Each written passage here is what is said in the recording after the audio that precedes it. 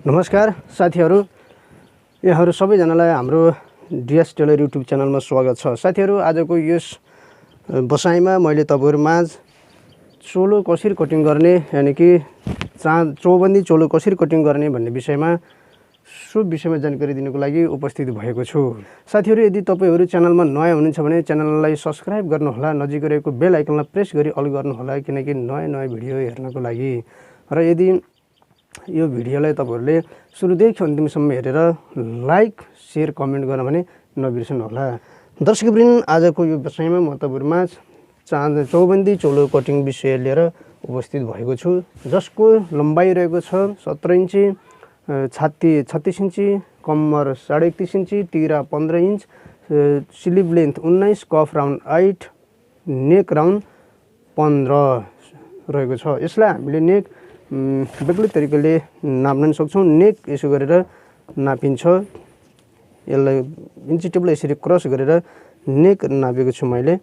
यसरी नेक राख्दाखेरि नाप्दा चाहिँ 23.5 इन्ची आएको छ। दर्शकवृन्द, यो हामीले कसरी निकाल्ने, के गर्ने भन्ने विषयमा नेकको बारेमा मैले अघिल्लो भिडियोमा पनि तपाईहरुलाई जानकारी गराइसकेको छु कठहलको बारेमा। त्यसो त यस विषयमा आजको यस बसाइमा म तपाईहरुमाझ सबैभन्दा पहिला यो चोलोको स्लिभ कटिङ गर्न गइरहेको छु, बाउला कटिङ गर्न गइरहेको छु। साथीहरु, यसलाई सुरुदेखि अन्तिमसम्म हेरेर साथ सपोर्ट गर्नुहोला। सबैभन्दा पहिला कपडालाई यो तरिकाबाट फोल्ड गर्नुहोला। छाती रहेको छ 36 इन्ची, 36 को चौथो भाग 9 इन्ची माइनस 1 इन्ची। हाम्रो यसमा चाहिँ सिलाइ भाग समेत गर्दाखेरि ठिक्क हुन आउँछ। यो रेखाबाट लगभग 2.5 देखि 3 इन्चीसम्म स्लिभ डाउन गर्नुहोला। मैले यसलाई 2.5 इन्ची स्लिभ डाउन गरेँ चोलोको लागि। यो तरिकाबाट यहाँ हाफ इन्चीदेखि हाफ इन्ची सिलाइ छोडेर मार्क गर्नुहोला। यसको सेम मार्क लगाउनु होला। यो 9 इन्ची, 9 को आधा 4.5 मार्जिन लगाउनु होला। त्यस पछाडि फ्रेन्च कप अथवा हातको माध्यमबाट तपाईहरुले चोलोलाई यो ढंगबाट यसरी बनाउन सक्नुहुनेछ। यसरी यसको काखीको राउन्ड यसरी बनाउनु होला साथीहरु। यसरी स्लिभको जुन बाजुको लाइन यसरी बनाउनु होला। यो असाध्यै सान्दर्भिक ढंगबाट चाहिँ यसरी बनाउनु होला। त्यस्तै गरेर अब हामी यसलाई यही स्केललाई यसरी राखेर यसको चाहिँ भाग ब्याक पार्टको भाग बनाउन जाँदै छौं। यसलाई यसो गरेर यो तरिकाबाट बनाउनु होला। लम्बाइ रहेको छ 19 इन्ची। 19 मा हाफ इन्ची सिलाइ यता, हाफ इन्ची सिलाइ मोटा भागमा गरेर हामी यसलाई 20 इन्चीमा राख्दछौं। टोटली 20 इन्चीमा राख्छौं। यसलाई यसरी राख्नु होला। अब यसको हामी मोहरी भाग नाप्छौं। मोहरी भाग रहेको छ 8 इन्ची। सो कारणले हामीले यसलाई अझै ब्याक घटाउँदै छौं। यसरी हेर्न सक्नुहुनेछ। 8 इन्ची मोहरी भाग रहेको छ। यसलाई यसो गर्नु होला। यसलाई मैले स्ट्रेट रेखा ताने मोहरीको लागि। यसलाई केही गर्नै पर्दैन साथीहरु। 8 इन्चीमा मार्जिन लाउनु होला। यही अनुसारले हामीले यसको कटिङ गर्छौं। स्लिभको कटिङ गर्न गइरहेको छौं। चोलो खासै त्यस्तो गाह्रो विषय होइन साथीहरु। यदि हामीले जानेनौं, तपाईहरुले बुझ्नु भएन भने मलाई कमेन्ट बक्समा भन्नु होला। खासै यो चोलो त्यति अप्ठ्यारो चाहिँ हुँदैन है साथीहरु। धेरै साथीहरुले चोलोको विषयमा आफ्नो धारणा राख्नु भएको छ र राखेको मैले देखेको छु। चोलो यसरी कटिङ गर्नु होला। हामी पहिला ब्याक पार्ट कटिङ गर्छौं चोलोको। काखी आराम रामनेर यसलाई यसरी कटिङ गर्नु होला। यसलाई हटाएर अब यहीबाट हामी यसलाई यो तरिका राखेर फ्रन्ट पार्टको कटिङ गर्छौं स्लिभको।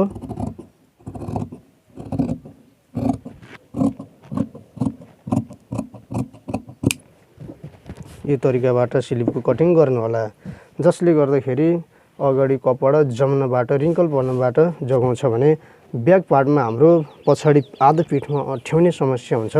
त्यो यसरी कटिङ गरे पछाडि यो भाग यसरी तानिन्छ र अठ्याउँदैन। सो जानकारी मैले तपाईहरुलाई अघिल्लो एपिसोडमा पनि गराइसकेको छु। साथीहरु, अब हामीले बाउला कटिङ गर्यौं भने अब हामी ब्याक पार्ट कटिङ गर्न गइरहेको छौं।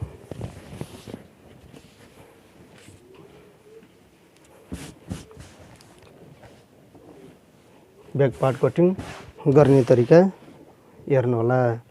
सबैभन्दा पहिला हामीले के गर्छौँ, तिरको नाप गर्छौँ। तिर रहेको छ 15 इन्ची, यो भागबाट हामी यसलाई नाप गर्छौँ। यसलाई स्ट्रेट मार्क लगाउनु होला। तिरको माप गरिसकेपछि जहाँ तिरको नाप राखिएको छ त्यहीँ स्ट्रेट मार्क गर्नु होला। यसरी स्ट्रेट मार्क गरिसके पछाडि अब यसलाई जहाँ हामीले स्ट्रेट मार्क गर्यौँ यो मार्कबाट लम्बाइ नाप्नु होला। पुरा लम्बाइ रहेको छ 19 इन्ची, सरी यसको पुरा लम्बाइ रहेको छ 17 इन्ची। यसलाई हामी 1.5 इन्ची प्लस गरेर 18.5 मा मार्क गर्छौँ।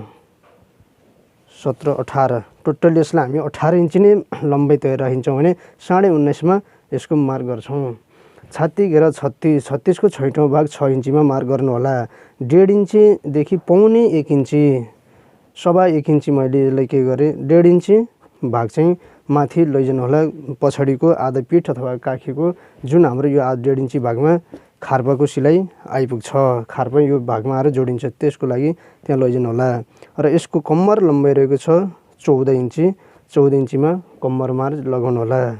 सेम मार्क यता पनि लगाउनु होला। 4.5, 6 इन्ची, 14 इन्च, 19.5 यो मार्कलाई स्ट्रेट तान्नु होला। स्ट्रेट मार्क यसरी तान्नु होला साथीहरू।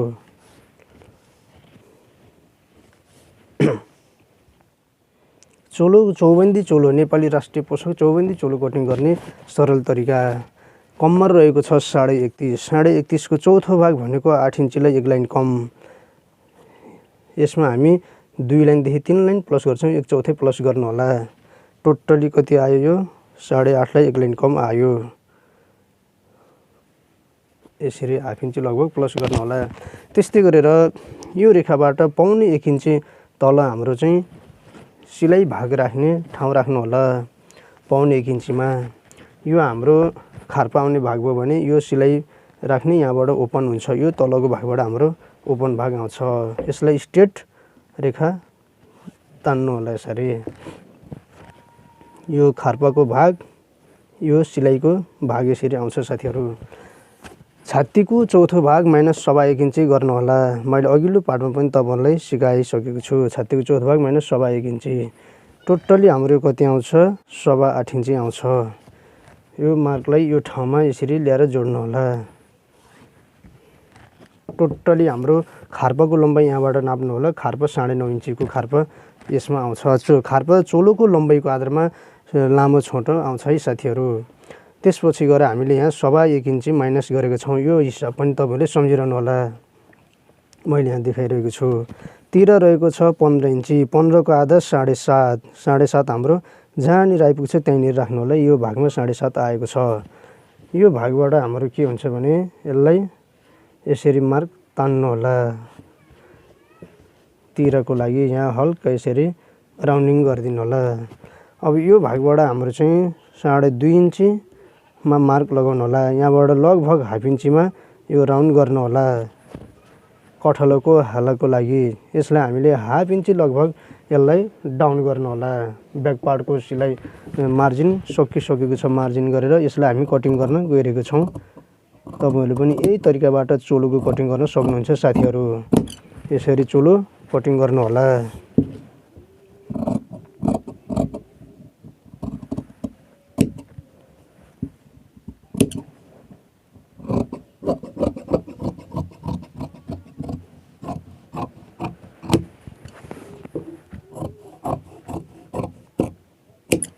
यसरी चोलोको ब्याक पार्ट पनि कटिङ भइसकेको छ, देख्न सक्नुहुन्छ।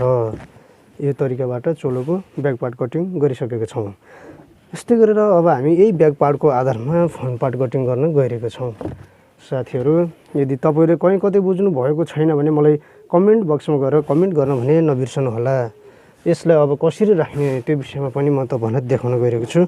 ब्याक पार्टलाई राख्दाखेरि यो तरिकाबाट राख्नु होला, जहाँबाट हामीलाई खार्पा पनि आउनुपर्ने हुन्छ। अब हामी जान्छौँ अगाडि पाटोको मापको लागि। यसलाई यही तरिकाबाट राख्नुभयो भने ठिक्क हुन आउँछ। यहाँ राख्नु होला।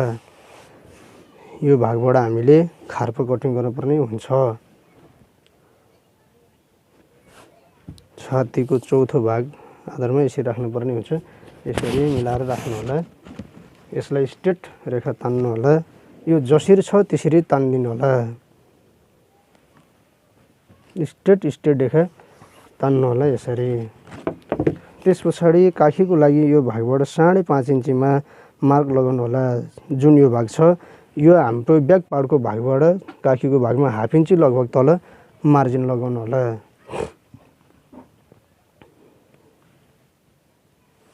काखी रेखाको लागि यो माथिको रेखाबाट 5.5 मा राख्नु होला।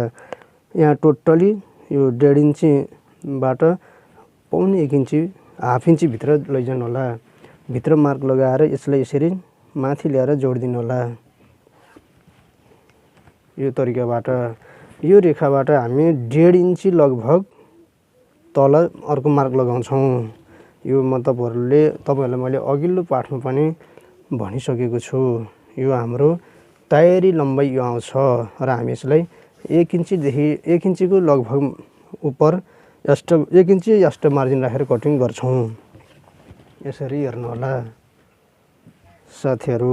यो हाम्रो कति आउँछ भने तयारी गर्दा हाम्रो 4 इन्ची आउँछ। यो 4 इन्ची आउनु पर्ने हुन्छ। यसलाई हटाउँ। ब्याक पार्टलाई हामीले हटायौँ। स्ट्रेट मार्क फ्रन्ट पार्टमा स्ट्रेट मार्क जहाँ लगाएछौँ त्यही यसरी हामी यसको मार्जिन तान्ने छौँ। यसलाई एकचोटि हेर्नु होला। यो रेखाबाट छाती घेराको 6औं भाग प्लस 1 इन्ची गर्न सक्नुहुनेछ। यो हामीले साइज अनुसारको गर्नुपर्ने हुन्छ। छाती घेराको 6औं भाग प्लस 1/2 इन्चीदेखि 1 इन्चीसम्म गर्नुपर्ने हुन्छ। यहाँ मैले 1.25 इन्ची प्लस गरेको छु। सो आधारमा अब हामी के गर्छौँ भने यो रेखालाई कम्मरको रेखामा ल्याएर जोडिदिनु होला। यो तरिकाबाट यसरी जहाँ अघि हामीले 1.25 इन्ची तल राखेका छौँ यो रेखाबाट त्यही 1.25 इन्ची तलको रेखामा ल्याएर यो जोडिदिनु होला माथिको यो भाग। र यहाँ हामीले हल्का यसरी नोक यो तरिकाबाट बनाइदिन सक्छौँ। यहाँबाट हाम्रो कटिङ आउँछ। खार्पो लम्बाइ 9.5 आउनुपर्ने हुन्छ। ब्याक पार्टमा जति आएको छ फ्रन्ट पार्टमा पनि खार्पो लम्बाइ त्यति नै आउनुपर्ने हुन्छ। 9.5 ब्याक पार्टमा छ भने फ्रन्ट पार्टमा पनि हाम्रो 9.5 नै आउँछ।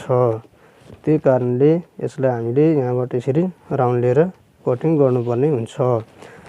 त्यस्तै गरेर छाती भागको हिसाब गरौँ। हामी छाती रहेको छ 36 को चौथो भाग प्लस 1.25 इन्ची याड गर्नु होला।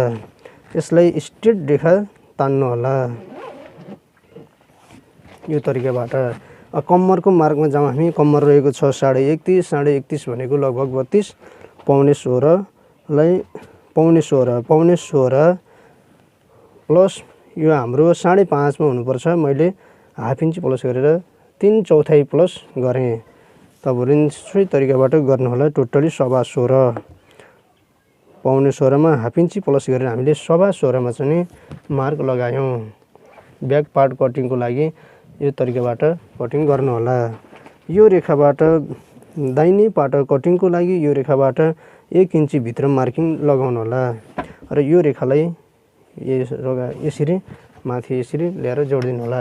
र यसलाई दाहिने पार्टलाई सेप कटिङको लागि अगाडि पाटको दाहिने पट्टिको पाटलाई फ्रेन्च कपको सहायता अथवा हातैले पनि यसलाई यसरी गोल गराउन सक्नुहुन्छ। यो हाम्रो तयारी भाग यो आउँछ। हामीले कटिङ गर्दा यो भन्दा माथिको रेखामा कटिङ गर्नुपर्ने हुन्छ। यो रेखा हामीले यो माथिको रेखा चाहिँ हामीले कटिङ गर्छौँ। यो तरिकाबाट चोलो कटिङ गर्न सकिन्छ। त्यस्तै गरेर अब हामी जाउँ यसको यो तिरको नापमा जाउँ। तिर यही बराबर राखेर मार्जिन लगाइदिनु होला। यहाँ मार्जिन लगाउनु पर्ने हुन्छ। छाती घेराको 12औं भाग लगभग 3 इन्चमा स्ट्रेट रेखा तान्दिनु होला। त्यस पछाडि यो बिन्दु र यसलाई स्ट्रेट ल्याएर जोड्न सक्नुहुन्छ। यो तरिकाबाट जोडिदिनु होला। जोडिसके पछाडि पुनः तपाईहरुले फ्रेन्च कप अथवा हातको माध्यमबाट यसलाई हल्का धेरै हैन थोरै राउन्ड गरिदिन सक्नुहुन्छ। यसरी हल्का राउन्ड गरिदिनु होला। जसले गर्दा हाम्रो यो ठुलो समस्या हुँदैन। चोलो कटिङ गर्ने विधि खासै त्यस्तो गाह्रो छैन साथीहरू। अब हामीले 23.5 इन्ची कठलो लम्बाइ नापेको छौँ। 23.5 इन्ची कठलो हाम्रो तयारी आउनुपर्छ। यसलाई यसरी हेर्नु होला।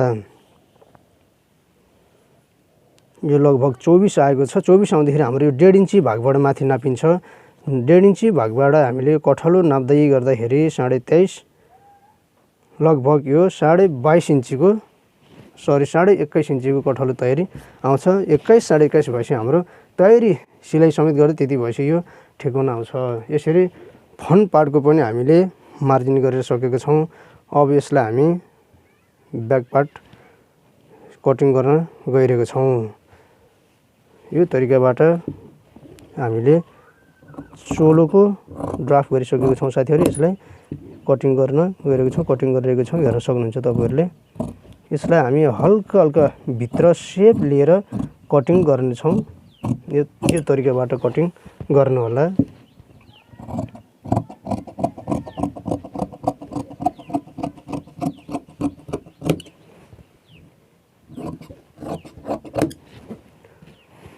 चोलो कटिङ गर्नलाई खासै त्यस्तो गाह्रो छैन साथीहरू।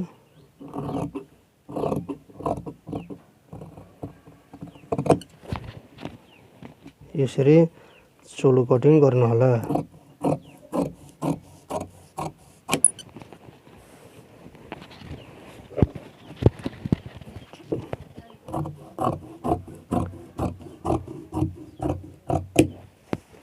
चोलोको फ्रन्ट पार्ट पनि कटिङ भइसकेको छ, देख्न सक्नुहुन्छ साथीहरू।